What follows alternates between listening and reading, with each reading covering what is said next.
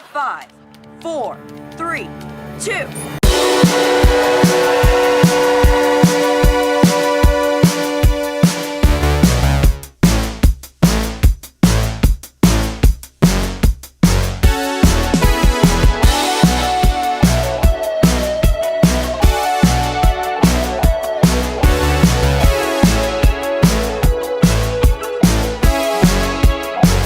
Hey guys, this is Dr. Phil. That's what I do. I love to movies. Get the chopper. I'm kidding, guys. I'm just kidding. I won't be doing the accent for the entire video. Again, hello guys. Welcome to my channel. For those who aren't aware, Terminator Dark Fate will be releasing on November 1st, and you all probably have some questions in mind, like, is this a reboot, a sequel, a prequel, a sequel reboot? A prequel sequel, a sequel prequel, a prequel. Oh my god, Hollywood these days, am I right? That's what this video is about, explaining to you guys where this movie stands in the Terminator franchise, specifically the timeline. You see, it was announced by James Cameron that Terminator Dark Fate will be a direct sequel to Terminator 2 Judgment Day. In order to explain that, let's go back to the beginning, starting with The Terminator, released in 1984. The story takes place in 1984, where our young protagonist, Sarah Connor, works as a waitress. But on one night, a Terminator sent by Skynet from the year of 2029 with the mission to kill Sarah Connor. He was known as the T-800. Playboy! Arnold Schwarzenegger!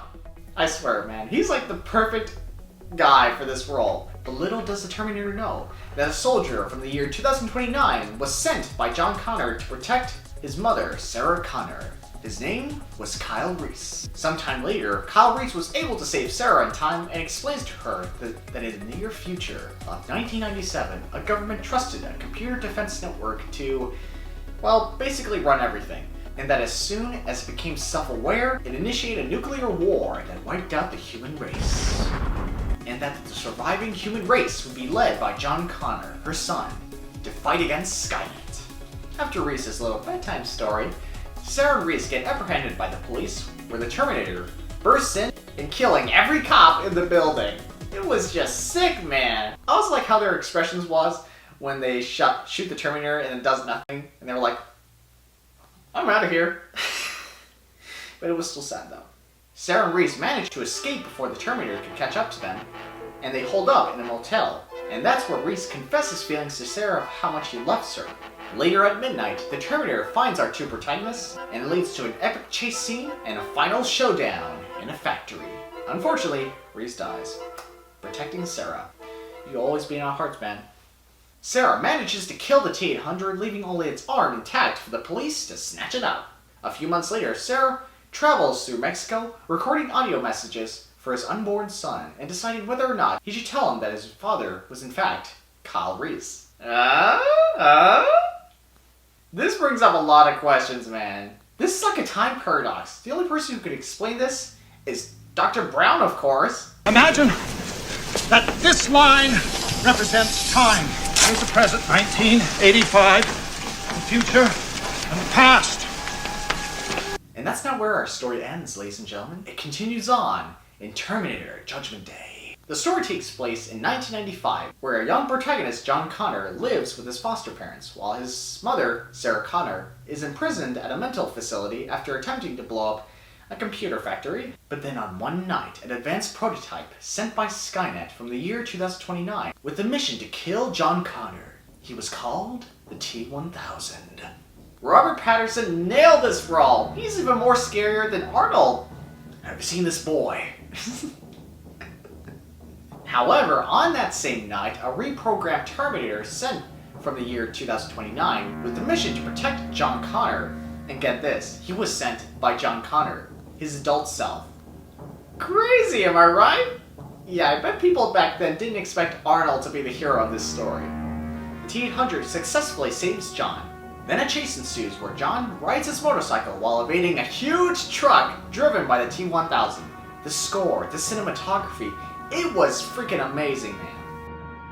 The T-800 was able to catch up with John and saves him from the T-1000. Later on, the T-800 explains to John that the T-1000 would take the form of Sarah Connor and kill her. Fearing for his mother's life, John orders the T-800 to save his mother. They were able to find Sarah at the mental hospital while she was escaping, and the trio escaped before the T-1000 could catch them. On the next day, the T-800 explains to Sarah that the person responsible for the creation of Skynet is none other than Miles Dyson. Learning of this shocking new information, Sarah Connor goes to kill Miles Dyson in order to prevent the horrible future of Judgment Day. She gets a shot at him at his home, but is unable to kill a human being. John and Uncle Bob... Yeah, that's the new T-800's new name. Uncle Bob. Uncle Bob, this is Enrique. Uncle Bob, huh? Okay. Okay. Uncle Bob.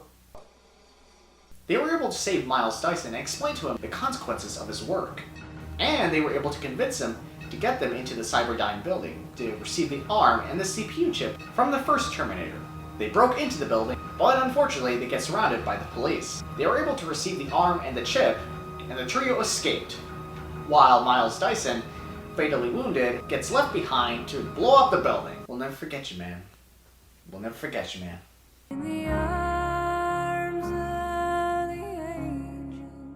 Shortly after, the T-1000 pursues our heroes and leads to an epic showdown in a steel mill. Until finally, the T-1000 gets destroyed by falling into a vat of molten steel, along with the ARM and the CPU chip. But Uncle Bob insists on destroying himself in order to secure the future. John urges Uncle Bob to not die, but Uncle Bob insists that he must go, and gives John a wonderful hug. Before he died, he gives a great thumbs up to John. Dude, it was just sad to watch, man. After that, Sarah and John drives down the highway and hope for a better future. And that was it.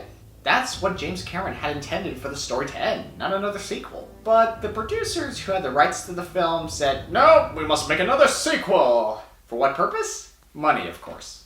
Money, money, money, money. Freaking studios, I swear to. Thus giving birth to Terminator 3, Rise of the Machines. And it was pretty... I barely remember what it was really about and how come Judgment Day wasn't prevented or what? And thus giving another birth to Terminator Salvation. And it was pretty awkward. I didn't understand what was going on either. I mean, where are the phase guns? This is the future! And CGI Arnold? Are you kidding me? And lastly, Terminator Genesis. Yeah, they were attempting to do a soft reboot on this franchise, and guess what? It didn't do so well. And what's even worse, making John Connor the villain of this movie. Are they really that desperate? Really? Really? Really? And that's where my breaking point was. I was like, no, please just stop. Please stop butchering this franchise, please! But then a miracle happened. On this same year, that James Cameron would return to produce a direct sequel to Terminator 2 Judgment Day. And I was like, bruh, I can't believe this is happening. Is this really happening? Pinch me. So yeah, I hope this video was able to help you guys to have a better understanding of what you'll be expecting in Terminator Dark Fate. And just remember, Terminator Dark Fate will be ignoring the third one, the fourth one, the fifth one. They're just knockoffs. Just knockoffs. Well, that's it for my video. I hope you enjoyed it. If you do, please do like in this video and subscribe to my channel if you're new. Check out my previous video, which I review Zombieland. Double tap. And leave your comments down below freely. Thank you again for having the time to check out this video. It really means a lot. And as always, I will see you guys in the future. Now, if you don't mind, I'll be right back. No, wait. I'll be back. I'll be back.